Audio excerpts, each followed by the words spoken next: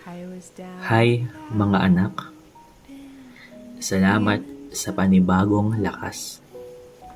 Alam niyo ba, labis kong inihahanda ang sarili ko sa pagkikita natin.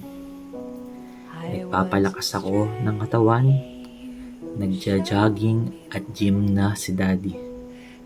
Nagbi-business at ipon na din ako at goal ko din ngayong taon na makapagtapos ng masters at makapag-enroll ulit ng bago. Kailangan ko na kayong makita at makasama.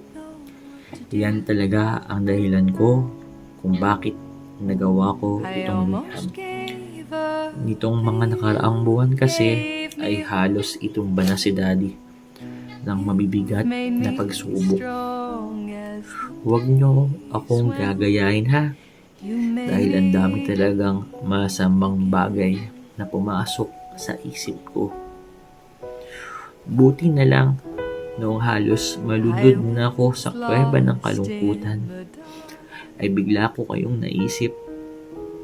Tila liwanag kayo sa buhay ko na nagbigay ng sigla sa puso ko upang magpatuloy.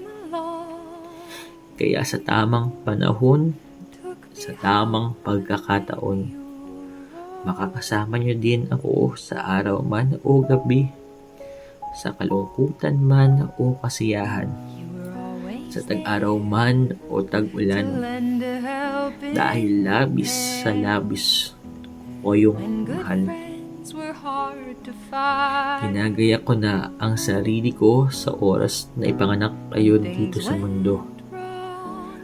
Aalagaan ko kayo ni Mami mula hospital hanggang sa makauwi tayo ng bahay.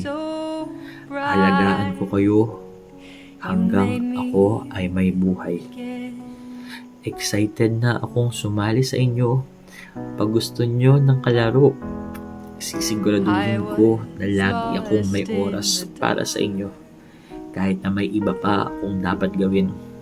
Dahil para sa akin, ang oras na kasama kayo ang pinaka-importanting bagay dito sa mundo.